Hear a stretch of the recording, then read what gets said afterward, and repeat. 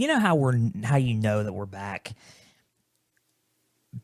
Because when I saw last Thursday's football game, the opening kickoff on September 5th, I saw at least one controversial call at the end of the game, and it was by a touch of a toe. Literally, a toe on the white line, and that's how the first game of the NFL regular season ended. That's how you know football is back, ladies and gentlemen. Sorry for the glare. It is a beautiful Thursday afternoon here in Lincoln, Illinois, and we have a lot of ground to cover as we recap week one, as we go through the Pigskin Frenzy NFL injury report, as well as the week two preview and predictions for the four top matchups that we are covering here on Pigskin Frenzy. Welcome to Pigskin Frenzy on this beautiful Thursday afternoon. Thank you for joining us. I'm Joel Norris, and whether you're watching on YouTube, listening on Spotify, listening on Podbean, listening on Apple, a big thank you for taking some time out of your Thursday to just sit back, watch, and listen to some NFL coverage presented by me. Now, if you're watching on YouTube, subscribe to the channel, like each episode, leave comments down below. Spotify, Podbean, and Apple, all you got to do is just share around with others and follow on there as well. X, Instagram, and Facebook, just type in Pigskin Frenzy. Follow, like the pages there. You're going to get episode updates. You're going to get news and highlights from across college and NFL football. You're going to get a trivia question on Instagram stories. Go and answer today's NFL question, as well as all things up to date for Pigskin Frenzy. Guys, check out the website, www.pigskinfrenzy.weebly.com. There you will find all things about me, home and about me page. You'll learn more about me as your podcast host. You will find a contact info down below. Name, email, your question. I'll answer it on the show or off the show if need be. There's a platforms page. All the platforms I just mentioned are on that platforms page. Go and click on all platforms that you want to listen to the show on, as well as our affiliations page. This brings us to our proud partner at the Beard Club. Guys, if you want an excellent shave, I got a great stubble going on right now. I need to shave it, but if I kept my beard, I would definitely use the Beard Club. The Beard Club, significant others of your male counterpart, listen up. You're not going to want to miss out on amazing products from the Beard Club. Beard grooming kits are just absolutely amazing. They have beard oil, beard balm, beard and face wash, a boar bristle brush, a comb, razor, and more for beard grooming kit. There's also beard growthing or beard trimming and beard grooming kit, beard growthing kits as well as 2-in-1 shampoo and conditioner, body wash, loofahs, and more at the Beard Club. So just go to my website, pigskinfrenzy.weebly.com. You will go to the affiliations page. You will click on the Beard Club logo, and you will get to the Beard Club site. You can also go to my link tree. The link tree is at the description of this YouTube video down below. Also on my X bio, my Instagram bio, and my Facebook bio. You will click on the link tree, click on the Beard Club link, and it will take you to the Beard Club site. Beard Club, they have a Beard Day sale going on right now. Beard Day sale. Unlock with the code Beard Day. With the code Beard Day, 25% off code right now. Beard Day sale going on. Code is the Beard Day. Guys, Beard Club is what makes your facial hair needs and grooming needs be met. Thank you to our proud partners at the Beard Club for making everything possible from Pigskin Frenzy. NFL day today. We're ready to rock and roll. A lot of games, man. Let me go on and tell you something, guys. Games after games. 4 big matchups that we covered last week on Pigskin Frenzy happened. I said it was going to be fireworks. It really was fireworks. It really was. Very, very interesting. Very interesting matchups that happened. To kick off, to start this week, we had a game in Brazil, international game in Brazil. Very tight one there. We had a controversial call at the end of the first opening regular season game in Arrowhead. We had we had one game that wasn't so close up in Cleveland, and we had one game that went into, was trending towards, a certain team, and ended up being gone the other way. And then it ended up happening in overtime and a walk-off touchdown victory in Ford Field in Detroit. So we're going to talk about all those games. We're going to recap the top matches of week one. We're also going to dive deep into this injury report because it is piling up. We got 5 big injuries on the list right now on doc. We're going to talk about those injuries. We're also going to preview and predict the week 2 top matchups, all 4 games being on Sunday. 2 at the 1 o'clock Eastern, 12 Central window, and the afternoon window of 4:30 Eastern, and 3:30 Central kick, and then we'll have a Sunday night football game between the Bears and the Texans. We're going to do that, cover that one here on Pigskin Frenzy as well. So let's kick it off and let's talk about and break down the week 1 games. Week 1 recap here on Pigskin Frenzy. Let's kick it off with what happened in Arrowhead. We got to talk about it. Ravens at Chiefs. I was 3-1 in my picks. 3-1, not too shabby for the first week. 3-1. I said that the Chiefs were going to win 27-20, and I was right about everything. 27-20 was the final score. Chiefs 27, Ravens 20, and the Chiefs ended up defeating the Ravens in the AFC Championship rematch. Chiefs go 1-0, Ravens go 0-1 to kick off the season, and I was right about that game. 27-20. Call me the Magic Man. Please don't call me the Magic Man. I'm being sarcastic because we remember what happened when I said that I was the Magic Man last season and got the score right to the T. I was wrong the next week. So don't call me the Magic Man. Let's not jinx it. But 27-20, I was right on that game. But I was also not right on how the game was going to end. I said it was going to be a game-winning drive by the Kansas City Chiefs. It was actually a comeback drive by the Baltimore Ravens that kind of ended it at the end of the game. Back and forth affair. And at the end of the game, Lamar Jackson had a couple of good shots down to the end zone. Isaiah Likely, he was going to throw to Isaiah Likely, the hybrid receiver / tight end for the Baltimore Ravens. He ended up missing him. He ended up getting banged up in his shoulder at the end of that play. Isaiah Likely got back up from that play and continued to march towards the end zone. Baltimore was up, down for another play. Seconds were just ticking away in Arrowhead. Still 27-20 left. A few seconds left on the clock. But Lamar Jackson scrambles, tries to find an open man, finds a wide open Zay Flowers in the end zone and overthrows Zay Flowers. A wide open Zay Flowers into the end zone. And then there was about 4 seconds left. 4 seconds left on the game clock in Arrowhead after that play. A wide open Zay Flowers. We're going to get to that, and we're going to break that down here in a little bit. Then, last but not least, another play. Everything looks like it's starting to break down. He scrambles around a little bit, finds a wide open Isaiah Likely. Isaiah Likely catches the ball in the end zone. It's a touchdown. It's gonna be 26-27 until they were gonna go for 2. It looks like is what John Harbaugh was signaling for. Either that or they're going to hit the PAT and go into overtime. I don't know what the real decision was. It looks like they were going to go for 2 to try to win the ball game in Arrowhead, just be aggressive. But it was a touchdown. It looks like it's a for sure touchdown. I thought it was a for sure touchdown, but hold the phone. Hold the phone. Hold your smartphone. If you still have a house phone or a landline, hold that one as well. The official review says it was no touchdown because by the touch of the toe, this toe was barely on the white line, and they called it incomplete, out of bounds. The ball game's over. Kansas City defeats Baltimore by a touch of a toe. 27-20. The Chiefs get the win. Let's break down the whole game. Before we talk about a little bit of the toe touch, the Chiefs were rocking and rolling in this game. They looked a lot more aggressive on offense before they did last year. Again, I said that we were going to do something different on the show for Pigskin when we recap these games and these weeks. Sorry for scratching my head, but these weeks, and I said that we're going to be less stat heavy and just give you my honest thoughts on the game as a whole. But we're going to shoot you with some stats. Let's talk about one player that really rocked everybody, and that was Xavier Worthy.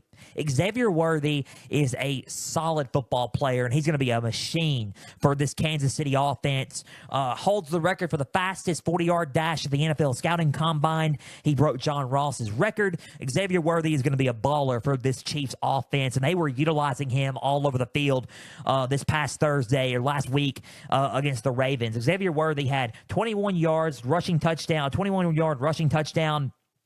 on the ground. He also had 47 yards in the air with 1 touchdown, 2 total touchdowns, one receiving, 1 rushing. He had, he had 68 yards. I mean, he had 68 yards total and 2 total touchdowns in his first game. A lot of carries. They were utilizing him as a special jackknife weapon in his offense, and he's going to be a solid football player in this offense. Just think about, and not only that, Rashee Rice, forget all of that legal trouble. He had 7 receptions at 103 yards. He played really, really well. Travis Kelce was in the game as well. He blocked really. He was mainly a blocking factor in this game. He blocked really well in this game. He also had, 34 yards, but he wasn't the main factor like Xavier Worthy and Rashee Rice was. Isaiah Pacheco was also a main factor. I mean, he had 45 yards and a touchdown as well. Patrick Mahomes, you know what Mahomes is capable of. He was the ringleader of it all. But Rashee Rice, Pacheco, and Worthy were the 3-headed dragon in this game and helped the Chiefs get this win on offense. They got a lot of weapons on offense, something that Mahomes didn't have really going for him last year. Think about this. MVS is gone. They get rid of a lot of other guys. They have Justin Watson still. They bring Samaje Perine in from the Denver Broncos. He signs with the Chiefs. I mean, you have Pacheco, Perine. You have Xavier Worthy. You have Rashee Rice, Travis Kelce. You got some weapons on this team. You have Noah Gray. You have a lot of guys on this team now and a lot of more weapons than you did last season on offense. And it's going to be dangerous. If you think that they won the Super Bowl last season, back-to-back Super Bowl champions with the lineup that they had on offense last year, they have more this year, and Hollywood Brown didn't even play. You still got Marquise Brown, who was injured. He had a hurt shoulder. He is looking like he is trending towards the right direction to play Sunday against the Bengals in week 2. So you think about that, and you think about what they had last year compared to this year. I would watch out for Kansas City, man. They have a lot on offense now compared to what they did last year, and it's looking like they can be wreak a lot of havoc on offense. The defense looked pretty good as well. Trent McDuffie and Mike Edwards still locking down that secondary. We were wondering, with Justin Reed there, we had Drew Tranquil was still there. McDuffie. A lot. You still have. You still got a lot of them. You still got Edwards. You still got a lot of those guys on the team. You still got Jalen Watson. Jalen Watson played, kind of was that replacement, right, for L'Jarius Sneed. Him and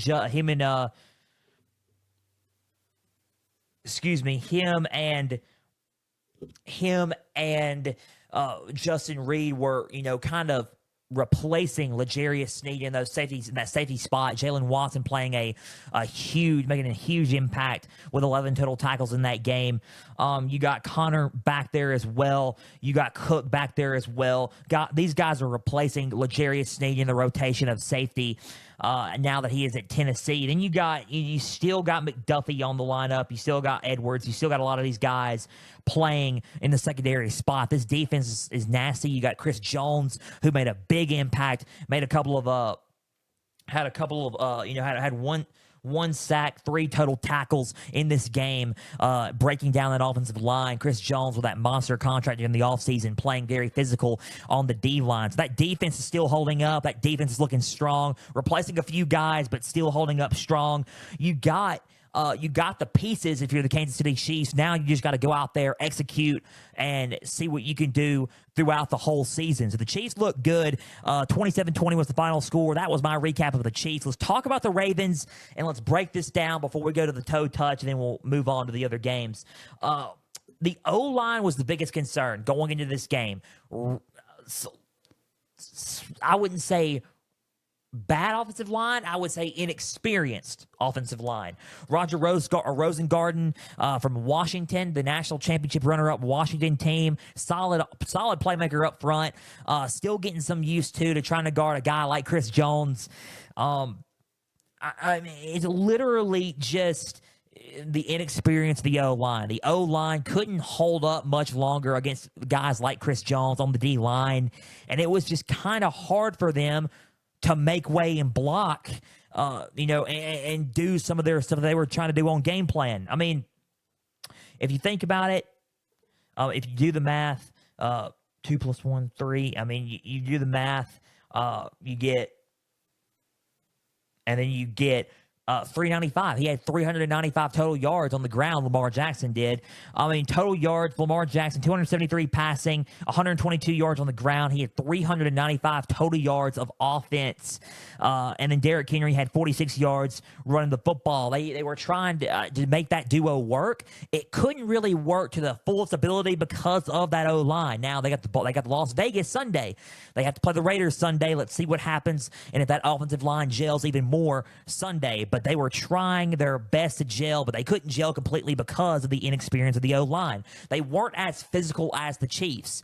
I think the physicality is what got them. I think the offense itself, running the football and throwing the ball, wasn't the big issue. It was just being physical up front and the inexperience of the O-line. The defense was solid. They made some good plays on defense, just not enough to slow down the likes of those playmakers, of Xavier Worthy, of Rashee Rice. And that's what I said last week on Thursday, that they had to contain those playmakers. They really didn't do that to the best of its abilities, but it's still week 1. They still got to get everything gelled together, and they still have to form and find their footing because it's still week 1. So that's really my recap of the Ravens. If you want to talk about the toe touch, it is out of bounds. Yes, sure. But to me, it really, I've seen calls where it's been the toe was on the white line and they were still calling it a touchdown. I think the rules over the years have changed. And if people are going to say, Joel, you're wrong, I'm not wrong. I've seen it. Go and watch back other games, older games. It's changed over the years. The rules have changed over the years a lot. It's not always been like that. It has been like that the past few years, but with the toe on the line, but the whole foot was in the green, they would still call it a catch, touchdown, whatever. But just with a toe, with a sliver of his toe being on that white line, the touch of a toe, that's a rule that's changed. Jamar Chase went through it a few years back against the Bills in the playoffs. It happened to him. It's just a new rule that's in effect.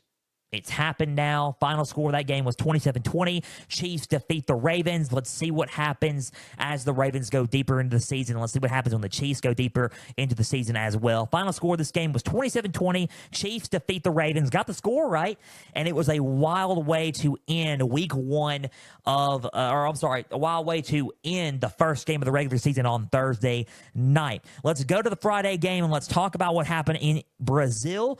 We're in 17 minutes here and a little bit on this Pigskin Frenzy episode. We've spent a long time talking about that game. Let's talk about this Packers and Eagles game. It affected Jordan Love late. You'll see what I mean later on and hearing it in a little bit, but let's talk about this Packers game because it was quite interesting in Brazil. Back and forth. I said the Eagles were going to win by a close score, and I was right on this. Final score of this game was Eagles 34, Packers 29. The Eagles defeated the Green Bay Packers in Brazil. Jalen Hurts played well to the best of his abilities, but it was Saquon Barkley that had a lot of laughter in this game. He played really, really well. If you look at what he did, 109 yards on the ground. He had, literally, if you want to look at it, he had 132 yards total, honestly, on the ground. He had 132 yards total on the ground. If you want to look at it that way, he had 3 total touchdowns, 132 total yards up total. 3 total touchdowns, a receiving touchdown, 109 yards on the ground, 23 yards in the air, and he was a menace in this game for the Packers defense. They did not know what to do with Saquon Barkley. That's why I like Saquon so much, because he wreaks havoc and causes defenses to be confused and just kind of plan around and see what he's going to do a little bit. So Saquon ruled that game for the Eagles. Jalen Hurts had 278 yards, also 33 yards on the ground, 2 touchdowns through the air for Jalen Hurts. Offense was clicking. A.J. Brown, 119 yards and a touchdown. A.J. Brown back in full form as the lead receiver for this team. Devontae Smith had 84 yards.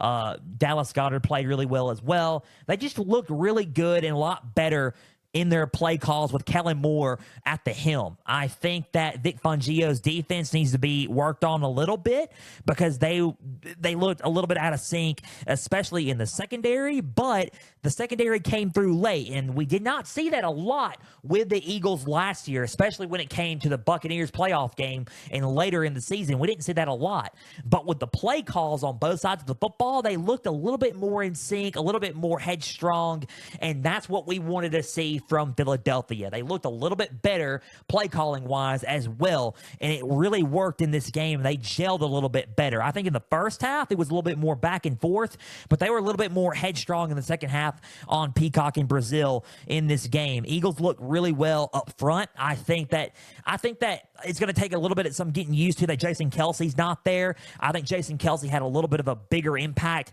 up front more than we realized. I think it's going to take a little bit more time to get, everything in sync there.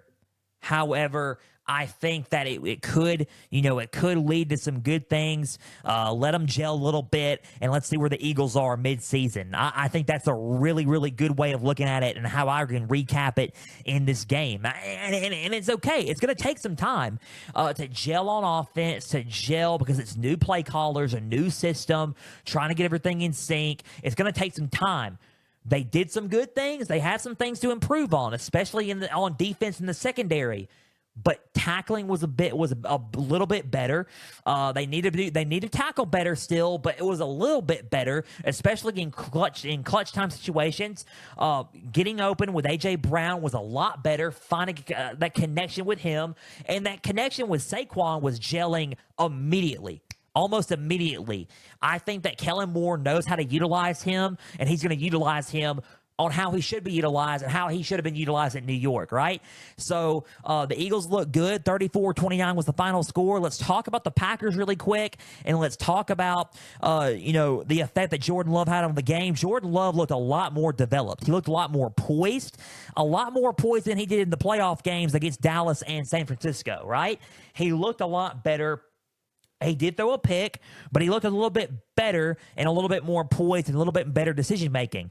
Decision-making, still got to be more improved on that, but he still made better decisions than he did last season. 260 yards and 2 touchdowns, not a bad stretch for Jordan Love.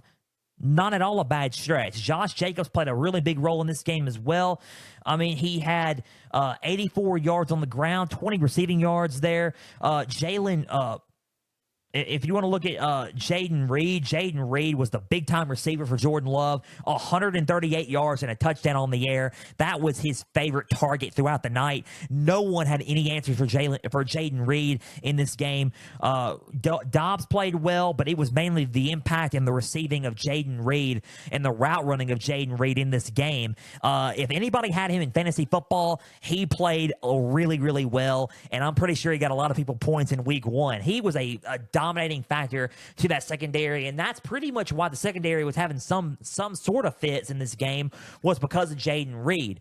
Reed did all that he could. The Packers were going back and forth with the Eagles. They played really, really well up front, a little bit better up front, and that's what caused a little bit of confusion on the offensive line for the Eagles, especially with Jason Kelsey not being there. But I think the Packers brought it a little bit better on the D-line to the Eagles' O-line, and I think that's where it kind of gelled for the Packers as well. They lost the game late because the Eagles came out clutch late and got them late. Saquon was a big part of that reason why that the Eagles came out late and won. But the thing that happened late was the injury of Jordan Love. He has a sprained MCL. We're going to get to that here in the injury report here in a little bit. Malik Willis came in. Malik Willis made a couple of bad throws due to the pressure of the Eagles D-line, and that was the ball game in Brazil. Things they got to work on. If Malik Willis starts against the Colts Sunday, we'll talk about that here in a little bit. But if so, we're going to see what happens with the Packers moving forward. I think Jordan Love is definitely their guy. I think it showed. I think they just got to gel on some things and just work on a few things. It's still week 1. It's anybody's ball game still. We just got to see what happens throughout the season. Final score of this game was 34-29. Eagles defeated the Packers, and the Eagles looked really, really good. The Packers looked really, really good. It was a good game, back and forth. They just got to work on some things, and that's okay. It's just going to take some time for both teams. Let's talk about the game that happened in Cleveland, Dallas and Cleveland. Then we're going to talk about the Sunday Night Football game, and then we'll conclude our recap of Week 1 and move on to the injury report, and then move on to the preview and predictions for Week 2 of the NFL. Let's talk about Dallas, and let's talk about Cleveland. I got that game wrong. I'm not ashamed to admit that, ladies and gentlemen. I'm not. I knew I was risking it picking the Cleveland Browns. I said that I was risking it, and I did risk it. I thought the Browns were going to come in hot. I thought they were going to come in with a edge on their shoulder defensively, and boy, was I wrong. Dallas tore them up. Cowboys 33, Browns 17 in the dog pound in Cleveland Browns Stadium, Huntington Bank Field. Let's talk about the Cowboys. It was Tom Brady's broadcasting debut. We're not going to talk about that much, but it was just a notable note that I wanted you guys to, if y'all were watching the game, if y'all heard Tom Brady. So we got to mention the GOAT in there somehow, right? Dak Prescott, 179 yards, a touchdown. He got a huge deal done, by the way. Huge contract extension. 4 years, $240 million, the highest paid player in NFL history at this point. Got the deal done before the Cleveland Browns game. He's going to be staying with the Dallas Cowboys long term. Him and CeeDee Lamb have the 2 highest paid contracts now. They're both staying there for the next 4 to 5 years in Dallas. Good for them. Now the Micah Parsons deal is the deal that everybody's going to be watching out for Dallas. Just wanted to note on that. Congratulations on getting that deal done. That's a lot of money for Dak. He's got to prove it now. Did he prove it a little bit in this game? Sort of. He had, if you want to look at it, he had 3 yards rushing. He had 179 yards on the ground, 1 touchdown. He was 19 for 32. A little bit inconsistent this past Sunday, but he's got to get into a rhythm. He's got to get into that sort of rhythm in this game. Mainly the defense was the main reason for this Cowboys domination. That defense was just nasty and all over Deshaun Watson in their offense. He's got to play like a solid playmaker. So does CeeDee Lamb. They both signed those huge deals. They both have to play like it. They both have to play the money that they're worth. $240, and I think it was $140 for CeeDee. They got to play like it, man. They have to play like they are worth it. If you want to look at the running game, a little bit off kiltered. I mean, there was some running game, but I think they got to establish the running game a little bit more. I think the offense was just a little bit, it was good, and I think that's what caused them to score some points, but I think the defense was really what's keeping them in this game. I think the defense, they got the ball down the field. Ezekiel Elliott scored 40 yards. He had 40 yards on the ground, a touchdown. Brandon Cooks had 40 yards in receiving and had a touchdown. CeeDee Lamb had 61 yards. Dak Prescott had a touchdown and 179 yards total. If you look at the offense, it wasn't bad, but it wasn't like how it was last season starting out. It was guns blazing. It wasn't like any like that. It wasn't too shabby, but it's still week 1. There's still time for the offense to get in sync and in gel for other opponents. But defense was a problem for Deshaun Watson and his team. If you want to look at this defense, Trayvon Diggs had a pick, 5 total tackles and interception. Welcome back, Trayvon Diggs. He was a menace in the secondary, hunting down all the receivers in this game. Deshaun Watson threw a pick in this game. If you want to look, if you want to look at another interception, it was Eric Kendricks, linebacker. He had 2. He was a menace in this game, by the way. 2 sacks, 9 total tackles, and an interception. Eric Kendricks was probably the player of the game on defense for this team. He was all over Deshaun Watson in this game, and the defense was the main driving force for this Cowboys team. Micah Parsons was the menace. He had a sack, 4 total tackles. Everybody was playing and lights out on this defense, and I think that was the main driving force for this win on Sunday. Is the offense going to get a lot better? Yes, they're going to have to. They paid Dak a lot of money. They just now paid paid him a lot of money. They just paid CeeDee Lamb a bunch of money as well. They got to get in sync. They got to get an established ground game going, and they got to get better. They got to come out guns blazing on offense. They did play well on offense, but it wasn't all that well. It was kind of just okay. It was mainly the defense that was the driving force of this win, but they're going to get there. It's still, like I said, it's week 1 of the season, guys. It's still week 1. So Cowboys 33, Browns 17. We're going to talk about the Cowboys here in a little bit. Let's talk about the Browns. The Browns did not look like to the best of their abilities. The question that I got a couple of weeks ago on the Q&A was, is a make or break season for Deshaun Watson? A new lawsuit came up when he was with the Houston Texans. A couple of interceptions, not making the accurate decisions like he was when he was with Houston, when he was at Clemson. If he keeps playing like this, it will be a make or break time for him. And I think that he's got to play a lot better. He's got to step up in a lot of areas, make a lot of better decisions. I feel like the O-line needs to be a lot better at blocking for him. I think the defense needs to step up also again, because they had a solid defense last year. And they will. They will. I think that defense, I'm not worried about the defense as much. It's led by Myles Garrett on the edge. Myles Garrett's a solid football player, reigning defending defensive player of the year, Myles Garrett. I don't think that the defense is the biggest concern. I think the defense is going to be just fine. I think the gelling on offense is what's going to be more concerning. Deshaun Watson's got to play a lot better as a quarterback and lead this team a lot better on offense. I think they're really missing Nick Chubb. I really do. I think Jerome Ford is a solid back, and Jerome Ford played really, really well. But I think they're missing, and what they're missing on offense is Nick Chubb. I think that Nick Chubb, once he comes back fully healthy and ready to go, he's going to provide a spark in a balanced offense that really is going to drive that offense into new heights for the weeks to come. I think that Nick Chubb is a solid football player, and he could lead them to better heights. I think that Deshaun Watson needs help in a lot of areas, but I think at the end of the day, Deshaun Watson needs to play better football and it needs to be a better quarterback for this football team. That's really all I got for the Browns. It's really that simple. Play better at quarterback, and then the defense is going to come into its own later in the season. I think that's what's going to happen. It happened last year. It's going to happen again this year. Final score was 33-17. The Browns were destroyed at home. It's okay. They have another game coming up that they can bounce back in week 2. The Browns have the Jaguars. It's coming up Sunday. The Jaguars played really well. So let's see what happens once they go to Jacksonville this coming up Sunday. The Cowboys have a home game against the Saints. We're definitely going to talk about that game because that was interesting, especially from the New Orleans Saints' part. So final score of that game was 33-17. Cowboys kind of shred the Browns at home in week 1. Last game we're going to talk about, we're 32 minutes into the podcast episode.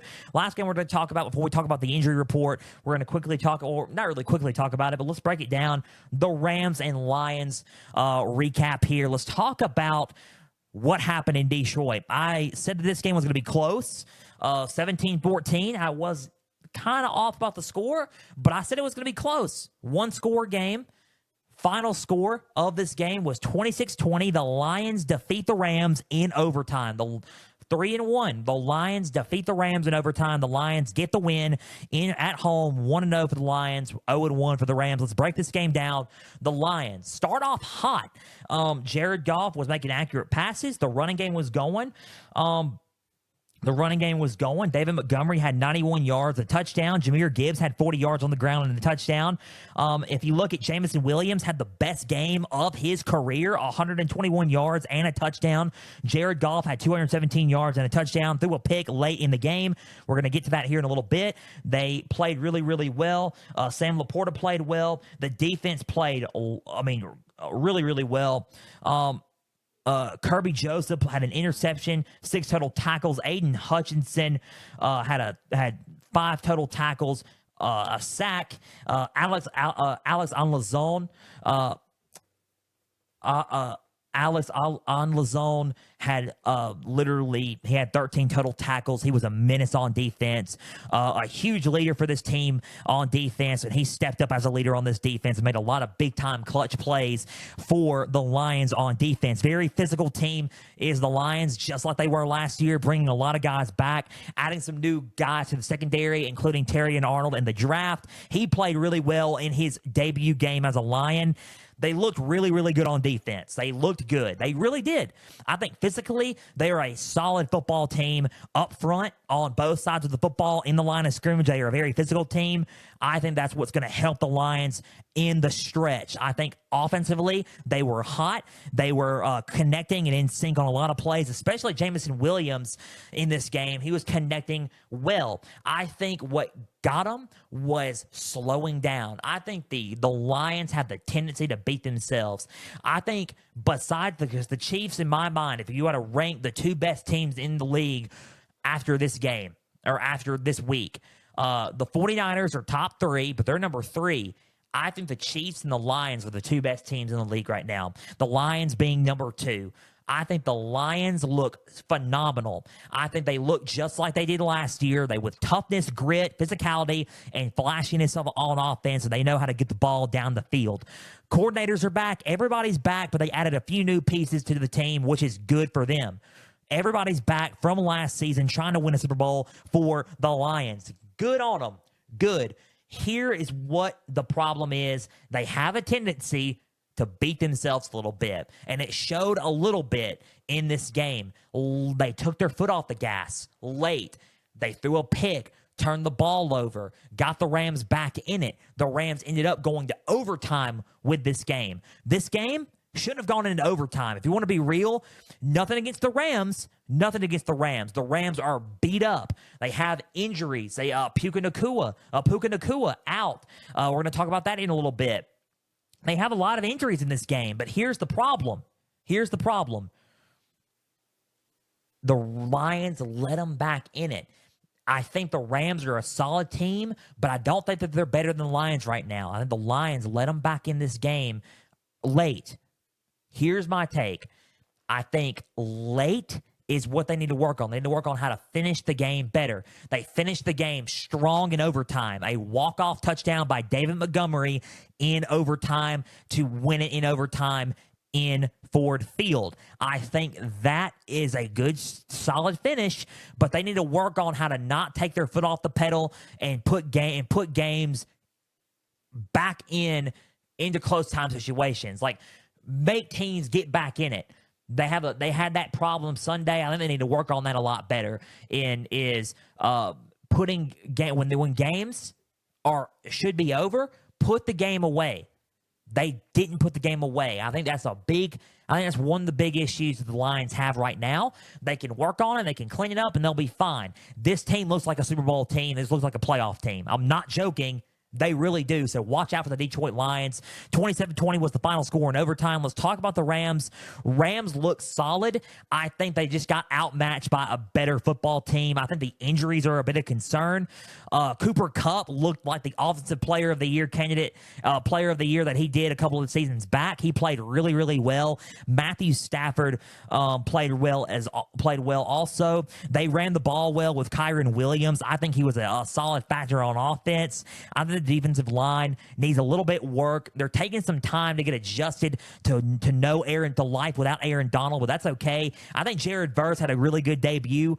I think the Rams have a lot to work on. I think that up front on the O-line, they need to work on the O-line a tiny bit. I think they need to work on being better condition and being in better health. And I think that small penalties that kind of cost them in a little bit in a lot of games, I think cost them some drives in a way. They need to work on that as well. They need to clean some stuff up, but it's small. It's minor things. The Rams have a shot at being an underrated team in this league. I wholeheartedly believe that. I think that's what cost them in a lot of areas was the injuries, the health conditioning. I think the O-line, and I think some lack of discipline in certain areas cost them in some games. Other than that, they can clean that up. They're going to be a playoff team as well. And I think they have a shot at doing it. Final score of this game was Lions 27, Rams 20. Walk-off touchdown in overtime. Lions defeated the Rams in overtime. And that was my Week 1 recap of the NFL regular season. We're going to get into the Week 2 preview and predictions here to conclude Pigskin Frenzy. Let's go to the injury report, and let's talk about that now. We took up really much the remainder of the episode talking about the Week 1 recap. Let's talk about the injury report. Some key notes here. We'll go through it really quick. Speaking of the Rams offensive lineman Steve Avila, big part of their O-line, signed into a better term deal during the offseason. He will miss at least 4 to 6 weeks on IR now with a sprained MCL. So he will at least miss 4 to 6 games coming up in the next few weeks. Tough loss from them. They have a little bit of depth on the O-line, which is positive, but Steve Avila, a solid playmaker and solid blocker for Matthew Stafford up front. Thoughts and prayers are with him, and hopefully he makes a speedy recovery soon with that knee injury. Let's talk about Puka Nacua. He is on IR, and he will miss 4 games with a sprained PCL. He re-aggravated the injury against the Rams on Sunday night. From the offseason, he is back on the shelf for a little bit. 4 games he will miss due to the sprained PCL. He will miss Week 2, 3, 4, and 5. He most likely will be back Week 6 or Week 7 in the NFL regular season. Thoughts and prayers are with him, and he makes a speedy recovery as well. So those are 2 injuries for the Rams. Big time one here. Packers quarterback Jordan Love has a sprained MCL. He avoids everything. Thoughts and prayers are with him. He suffered the injury late. He has a shot at playing soon, but it's looking like that Malik Willis will start for the Packers Sunday against the Indianapolis Colts. We'll have any more updates on him, and we'll post it on X when the days come on Jordan Love. That's the latest update on him. Cardinals offensive tackle Jonah Williams will miss time due to a knee injury. Thoughts and prayers are with him. There's no timetable. It's unclear when he will be back, but he will miss some time due to that knee injury. Thoughts and prayers are with him with that knee injury, and hope he feels better soon. Bengals wide receiver T. Higgins is questionable Sunday versus the Chiefs due to his hamstring. We don't know the extent of the injury, but he is leaning towards doubtful for Sunday, so the Bengals may miss a key piece of their lineup on offense Sunday in Arrowhead. So thoughts and prayers are with T. Higgins. Hopefully he gets better soon. Big blow to the receiving core of the Bengals, especially after what happened this past Sunday against the Patriots in Cincinnati. So thoughts and prayers are with him. Hopefully he gets better soon. Jake Ferguson, tight end for the Cowboys, he has a sprained MCL. He may miss some time. Luckily, he avoids an ACL tear, so thoughts and prayers are with him. He has good news and positive thing to report there. He is going to be okay, and he's going to look, pretty much all right.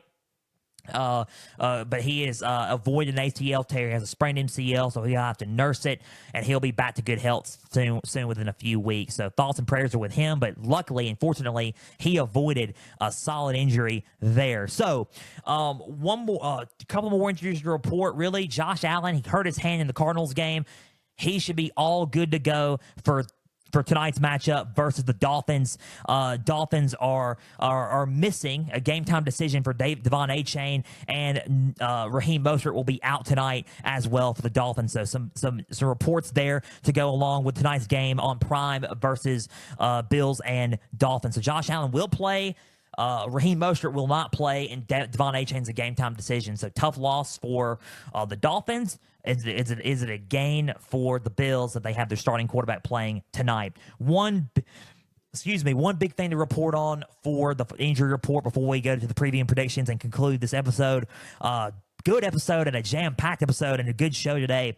Let's talk about Christian McCaffrey. He missed the Jets game this past Monday due to calf and Achilles injuries. He was practicing limitedly, but it is still a long shot for him to be playing against the Vikings Sunday. This would be his second inactive and second miss. He's missed the first 2 weeks of the season. And big thing here is that he has a calf Achilles injuries. We don't know the extent of his injuries, but we do know that it's bugging him still, lingering from the training camp. He missed the Jets game. Jordan Mason started in his place. He is considered day-to-day, but it is now a long shot for him to be playing against the Vikings coming up week 2 on Sunday. We're going to, talk about it and look into it further as the season or as the days go on. But when we talk about it, it's a concern when you look at it. It's quite the concern. So he may be missing Sunday. He's doubtful for Sunday right now. We don't know what's going to happen, but right now McCaffrey is looking doubtful for Sunday and may be out for a little bit as he nurses those calf and Achilles injuries. We'll have more updates on everybody. That was the Pigskin Frenzy NFL injury report. Thoughts and prayers for everybody on this list, and hopefully that everybody makes a speedy recovery soon on this list. It's time to preview and predict week 2, the top matches of week 2 here on Pigskin Frenzy and the games that we are doing for Pigskin Frenzy here. So the 4 games that we're doing, the top matches that we're doing, let's kick it off with a 1 o'clock Eastern kick, 12 Central kick. Let's talk about the Saints at the Cowboys. We're doing the Saints and Cowboys. First game that we're doing here right now, Saints at Cowboys. Very interesting dynamic. Cowboys coming off of a strong win. They're 1-0 against, coming off of a strong win against the Browns. Defensively, played really, really well. Offensively, played okay, but need to have some better spark, especially with the 2 moneymakers that they got with Dak Prescott and CeeDee Lamb. They need to play a lot better and get in sync a little bit more as the weeks progress. Now, the Saints came off of a dominating victory against the Carolina Panthers. I know it's the Panthers. The Panthers don't look the best right now, especially because they're a young rebuilding team, especially with Dave Canales, a new young head coach. But with Clint Kubiak as the new offensive coordinator for the Saints, it's looking like that the Saints have a little bit of swag on offense. Derek Carr looked like he had a little bit more of a swag to him, and I haven't seen that kind of swag about Derek Carr in a long time. They put up 40 points. They look good on offense, and they have the pieces on offense. I mean, Jamal Williams, Alvin Kamara played really well. Derek Carr played consistent for the first time in a long time. Chris Olave, Rashid, as far as I know, Juwan Jennings, they had Chris Olave, as I, look at the notes, Rashid Shaheed played really well as well. The defense was clicking on all cylinders as well, only held them to 10 points. They looked solid, like a solid football team. So let's see if they can keep up that momentum against a credible opponent, a playoff opponent from last season, and see if they can do it in Dallas, a hostile environment, AT&T Stadium, early on. Saints at Cowboys, big-time game coming up here this Sunday. Let's go with the Saints keys here, and let's talk about this for a little bit. Number 1, they got to keep up the same momentum and pace that they had against the Panthers. Have that momentum and confidence that they did on both sides of the football against the Panthers. If they do that, they can have a shot at upsetting the Cowboys week 2 here in Dallas. Number 2, slow down that running game. If you slow down and take away the running game from Ezekiel Elliott and try to make Dak Prescott beat you through the air, even though Dak is good through the air, make him a little bit one-dimensional. They have a shot at beating and upsetting the Cowboys here. And number 3, play aggressive on offense. Take shots downfield with the weapons that you got. You got Rashid Shaheed, Juwan Jennings. You have Chris Olave. You got those guys and those pieces. Alvin Kamara and Jamal Williams in the backfield. You got those pieces. Just go downfield, play aggressive on offense, and utilize that playbook with Clint Kubiak under new offensive coordinator Clint Kubiak. If they do those 3 keys, they look like they can have a shot at winning this game and being a threat to the NFC early on in the NFL season. So those are the 3 keys for the Saints. The 3 keys for the Cowboys are pretty simple. Establish a strong running game. Run the ball a little bit more with Deuce Vaughn, with Ezekiel Elliott, Nico Dowdell. Run the ball a lot better than you did against the Browns. If you do that and put the Saints defense on its heels a little bit and have a balanced offense this game, It's looking like the Saints. You can put the Saints away early with the talent that you got. Number 2, pressure Derek Carr. Make Derek Carr be the hot and cold quarterback that we've talked about for the past few seasons. Pressure him with Micah Parsons, make him cause some chaos, make him throw some turnovers, and win defensively. If you do that, you're going to be fine in this game. And number 3, win the line of scrimmage battle. Win up front. Win on both sides of the ball. Win on the O-line. Win up front with your D-line. Win the line of scrimmage battle and win on both sides of the ball. And then you can be fine on Sunday. Saints at Cowboys, those are the keys for both teams in this game to get the victory. Who do I have winning this football game? I think it's going to be a back-and-forth game. I think the Saints are going to come out playing how they did against the Panthers. I think that defensively that the Cowboys are a little too much for them to handle. I think it's going to be a closer game, and the Saints are going to prove that they are an underrated football team this season. I liked what they did against the Panthers. Give me the Cowboys winning this game, though. I think they're going to be a little bit more too much defensively Sunday. I think the Cowboys win it by a score of 24-21. Very close game. Cowboys 24, Saints 21. The Saints fall to 1-1, and the Cowboys go to 2-0 to start this season off. 24-21. Give me the Cowboys in this game because of a last-second field goal and defensive stand by Dallas on Sunday. So that's the Saints and the Cowboys. Let's talk about our second game. Moving on, let's talk about the Buccaneers and the Lions, a rematch from the playoffs, a huge rematch from the playoffs here as we get into this game. Buccaneers and Lions, both 1-0 at Ford Field. Tough game for both early on, week 2 matchup. Let's talk about it. I'm going to watch both of them and just monitor both of them. Let's talk about, what happened in that playoff game was insane. It really was.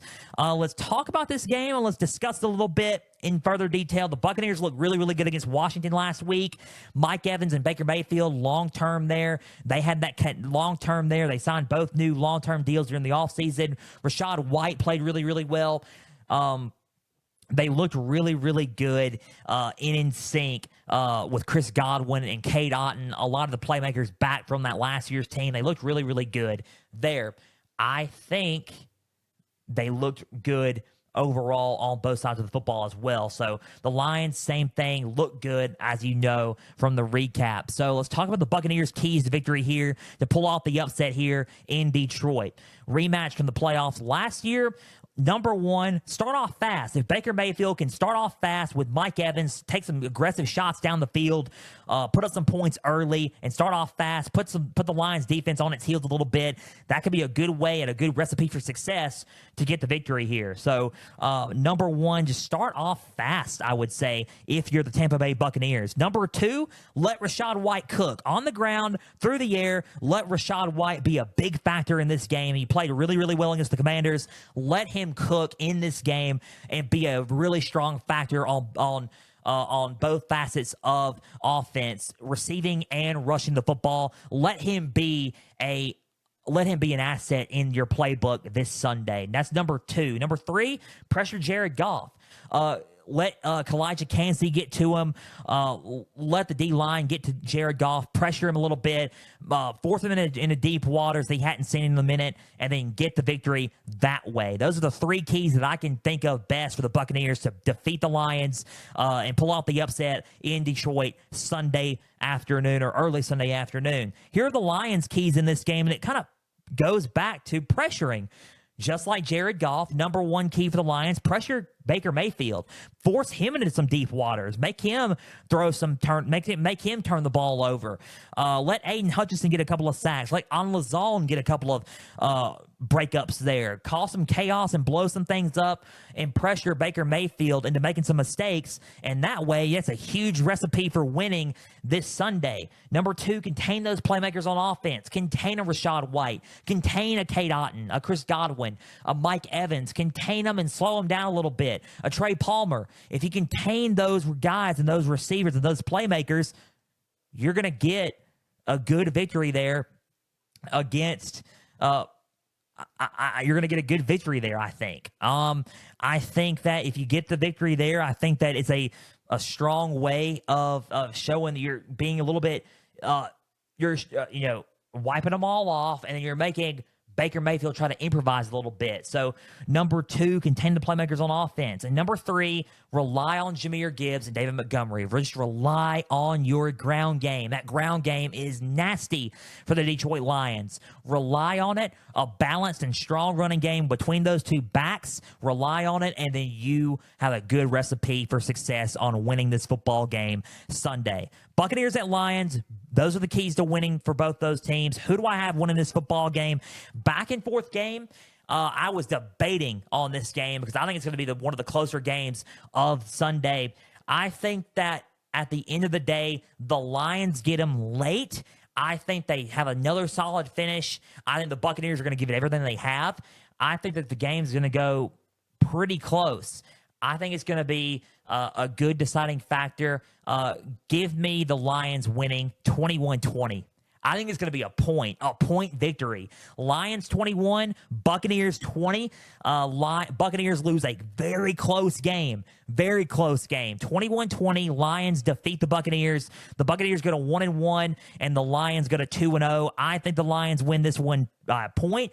Buccaneers are going to be a solid football team this year. I think that the Buccaneers are probably going to be a playoff team again this season. I really do. I'm really high on the Buccaneers again. So give me the Lions 21-20, but do not count out the Buccaneers for pulling off an upset. I could be wrong about this game, honestly, but 21-20 is my game. Lions beating the Bucs by a point. Let's go to 2 more games before we conclude today's episode of Pigskin Frenzy here. Bengals at Chiefs. Joe Burrow versus Patrick Mahomes once again in Arrowhead. Concerned is the right word of going into this game. The Chiefs, no concerns. Bengals, concerned. They looked out of sync. And it really wasn't the O-line. The O-line was blocking for Joe Burrow.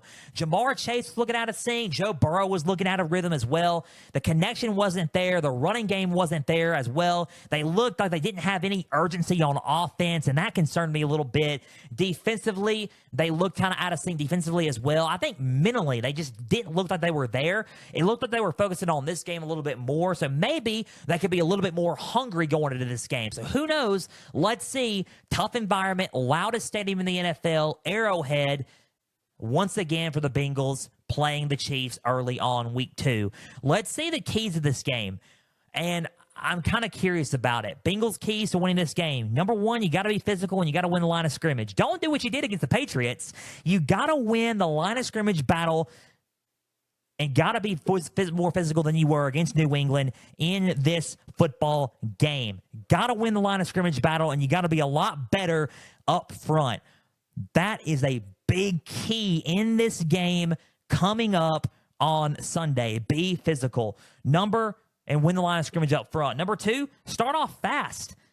Be the Joe Burrow of usual and Jamar Chase of usual. Start off fast. Score quickly. Be aggressive on offense. Go down the field. Launch it down the field. Score early. Strike first and strike fast. Make it 7-0 early.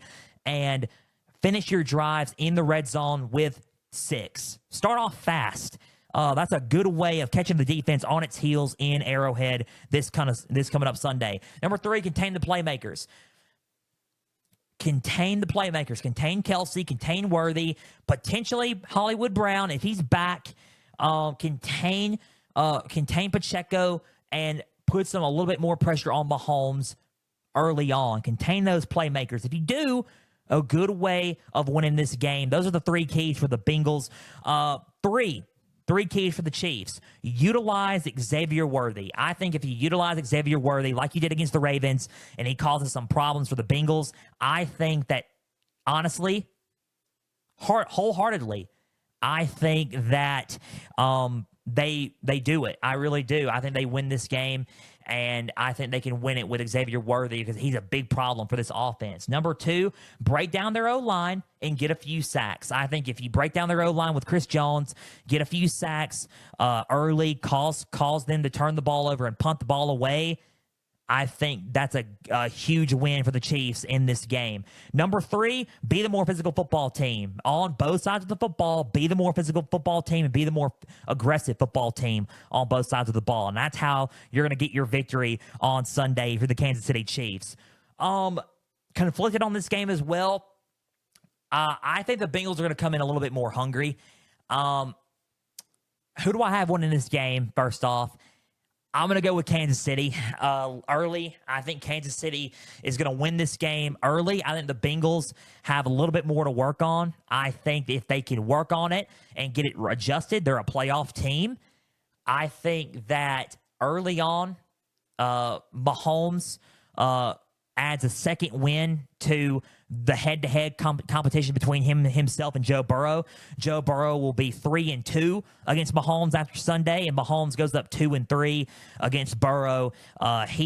The Chiefs win it close. I think it's going to be 20, similar to the Ravens game, 28-21, Chiefs 28, Bengals 21. I think that they score a touchdown late and the Chiefs win the game that way early or late, and the Chiefs get the win and go up 2-0, and the Bengals go to 0-2 to start the season. I think they're going to play a little bit better, but I think the Chiefs are a little bit too much right now to handle, and the Bengals have a little bit more to work on. I think I could be wrong. It could be Joe Burrow's time, but they got a little bit more to work on, be a little bit more hungrier and more in sync. So give me the Chiefs beating the Bengals 28-21 in this game, going 2-0, and the Bengals fall into 0-2 early in the season. That's my pick for that one. Last but not least, we'll conclude it with the Sunday Night Football game, Bears at Texans. Bears come from behind victory against the Titans, 24-17. Caleb Williams didn't do a whole lot, but the defense for the Bears stepped up, and the Titans collapsed, and the Bears got the win. They're 1-0. Texans are 1-0. Big victory, big-time game here on Sunday Night Football here on NBC coming up Sunday night. Let's talk about it, and let's discuss it here for the Bears. Bears keys, the passing game's got to be in sync.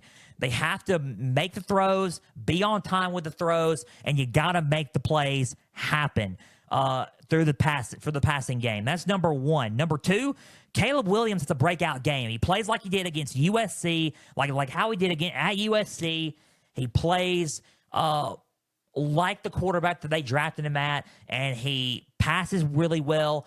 He makes a couple of good running plays, and he plays how he did at USC and has a good breakout game as a rookie in this game. That's a number two key for the Bears to win. He's got to be successful in a lot of areas to win this game. Number three, force C.J. Stroud into some deep waters on defense.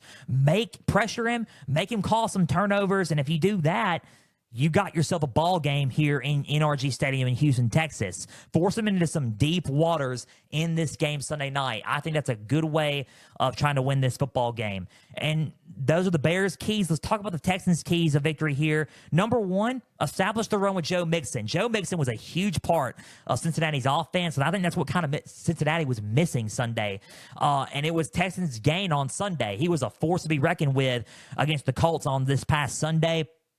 I think that Joe Mixon, if you make him a solid threat Sunday, establish the run game, make him be that dynamic playmaker that he is, he could beat the Bears for sure on Sunday. Joe Mixon, establish a strong running game with Joe Mixon on Sunday to help the Texans get a good victory here. Number two, pressure Caleb Williams. He's a rookie. Make him a rookie. Beat him like a rookie and make him a rookie. Sack him, get a couple of turnovers, and force him into some deep waters early on as well. Big-time game for Caleb Williams on Sunday Night Football. Early on, pressure him and make him a rookie in this game. Number three, be the more physical team defensively, and that kind of goes hand in hand with pressuring Caleb Williams. Get a sack. Beat the O-line out. Call some turnovers and force some turnover on downs. Be the more physical team defensively and blow up some plays, blow up some of their plays that they got on offense. And if you do that, the Texans have the key ingredients to win this football game. Who do I have winning this ball game? Back and forth game. I think the Bears are going to put up a fight, actually. I think they're going to put up a fight at first, actually. However, late in the game, who do I have winning? Give me the Texans. I think the Texans are going to win this game. I think they win, I would say probably 28-17.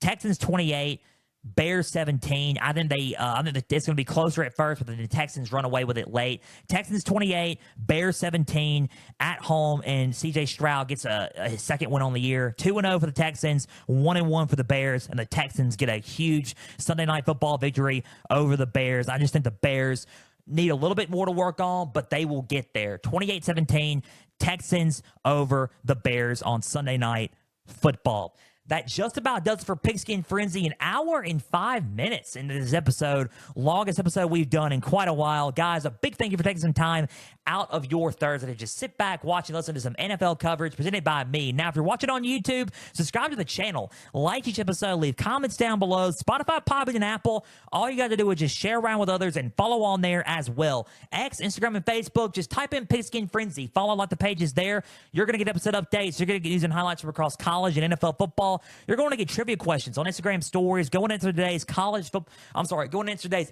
question on Instagram, as always, and just keep all things up to date for Pigskin Frenzy on all social media platforms. Again, check out the website, www.pigskinfrenzy.weebly.com. Thank you again for just sitting back, watching on this beautiful Thursday afternoon, and listening to some NFL coverage presented by me. Have a great rest of your weekend. Don't forget, this coming up Tuesday is our latest college football edition of Pigskin Frenzy, episode 158. We're going to discuss the week 3 recap of the top matchups of college football in week 3. Discuss and preview and predict the week 4 matchups. Preview and predict the top week 4 matchups of college football, and go over the latest AP poll as well. Until Tuesday, I'm Joel Norris signing off. We will see you. Tuesday for another edition of College Football Edition of Pigskin Frenzy. Enjoy your weekend. Enjoy college football weekend, and enjoy this slate of NFL games. We'll see you once again. See you Tuesday for another edition of College Football Edition of Pigskin Frenzy on Tuesday. As always, stay the course and have a great rest of your Thursday.